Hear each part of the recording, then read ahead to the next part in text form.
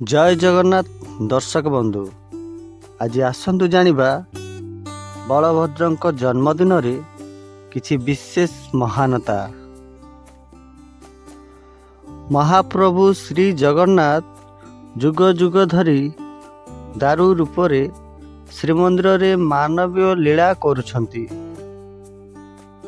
ଶ୍ରାବଣ ମାସର ଅନ୍ତିମ ଦିନ ଅର୍ଥାତ୍ ଶ୍ରାବଣ ପୂର୍ଣ୍ଣିମା ଦିନ ଶ୍ରୀମନ୍ଦିରରେ ବଡ଼ ଭାଇ ବଳଭଦ୍ରଙ୍କର ଜନ୍ମଦିନ ପାଳନ କରାଯାଏ।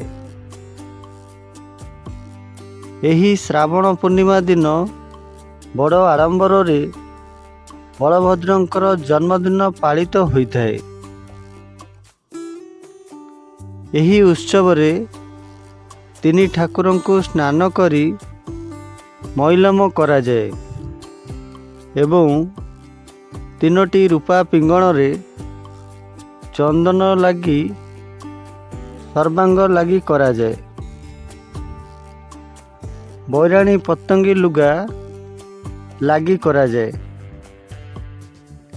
ଶ୍ରୀ ବିଗ୍ରହମାନଙ୍କୁ 3 ଖଣ୍ଡ ଆଜ୍ଞାମାଳ ଓ 4 ଖଣ୍ଡ ପାଟ ରାଖି ଓ ଗୁଆର ମାଳି ଲାଗି କରାଯାଇଥାଏ। ବଳଭଦ୍ରଙ୍କ ସମ୍ମୁଖରେ ବରୁଣ ପୂଜା ପାଇଁ ମୁରୁଜ ଅଙ୍କା ଯାଇଥାଏ। ରୋଷର ଦ୍ୱିପହର ଧୂପ ସହ ଯାତ୍ରାଙ୍ଗୀ ଭୋଗ ଲାଗି କରାଯାଇଥାଏ। ଅପରାହ୍ନରେ ଆଳତି ହୋଇ ଧୂପକାଳ କରାଯାଇଥାଏ। ବଡ଼ ବାଡ଼ଗ୍ରାହୀ ପୂଜକ ବଳଭଦ୍ରଙ୍କ ପାଖରେ ମଙ୍ଗଳାର୍ପଣ ପୂଜା କରିଥାନ୍ତି। ମୁଦିରସ୍ତ, ବଡ଼ପଣ୍ଡା ଓ ପତି ମହାପାତ୍ର 3 ବାଡ଼ରେ ବନ୍ଦାପନା କରିଥାନ୍ତି।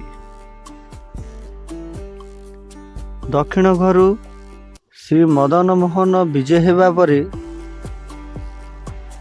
ପୂଜାପଣ୍ଡା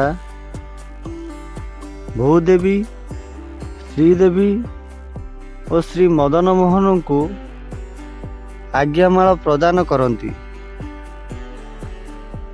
ତାପରେ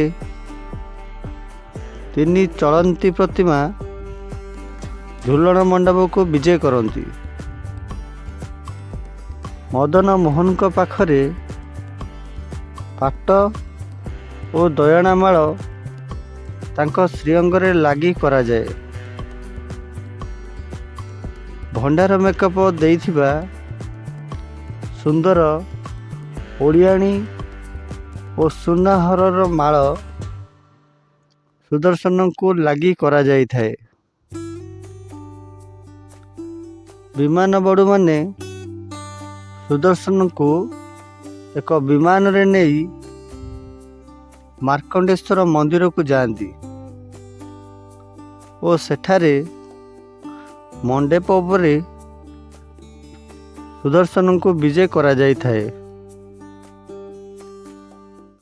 ଏହି ମଣ୍ଡପରେ ସୁଦୂଷୁଆଁର ସେବକମାନେ ଚିକିଟା ବନମାଟିରେ ବଳଭଦ୍ରଙ୍କ ଏକ କ୍ଷୁଦ୍ର ମୂର୍ତ୍ତି ନିର୍ମାଣ କରିଥାନ୍ତି। ପୂଜାପଣ୍ଡା ଏହି ମୂର୍ତ୍ତିକୁ ଜୀବନ୍ୟାସ ଦେଇ ତାଙ୍କ ଜାତକର୍ମ କରିଥାନ୍ତି। ଏହାପରେ ଶୀତଳ ଭୋଗ କରାଯାଇଥାଏ। ଏହାପରେ ମୁଦିରସ୍ତ ଓ ପୂଜାପଣ୍ଡାଙ୍କର ବିଧିବସ୍ତ ନେଇ ବଳଭଦ୍ରଙ୍କ ପିତୁଳାକୁ ଜଳରେ ବିସର୍ଜନ କରାଯାଇଥାଏ।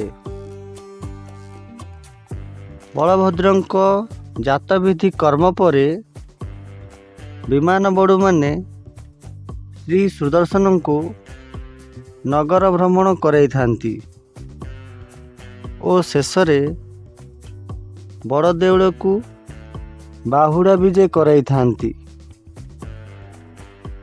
ସୁଦର୍ଶନଙ୍କ ବାହୁଡ଼ା ବିଜେ ପରେ ରତ୍ନ ସିଂହାସନକୁ ଧୁଆଯାଇଥାଏ। ତାପରେ 4 ଜଣ ପୂଜା ପଣ୍ଡା ଆସି ମହାସ୍ନାନ କରାଇଥାନ୍ତି। ଏହି ବଳଭଦ୍ରଙ୍କର ଜନ୍ମ ଆବୃତ୍ତିର ଭିଡ଼ିଓ ଆପଣଙ୍କୁ କେମିତି ଲାଗିଲା କମେଣ୍ଟ କରି ନିଶ୍ଚୟ ଜଣାଇବେ। ରହୁଛି, ଦେଖା ହେବ ପରବର୍ତ୍ତୀ ଭିଡ଼ିଓରେ। ଜୟ ଜଗନ୍ନାଥ।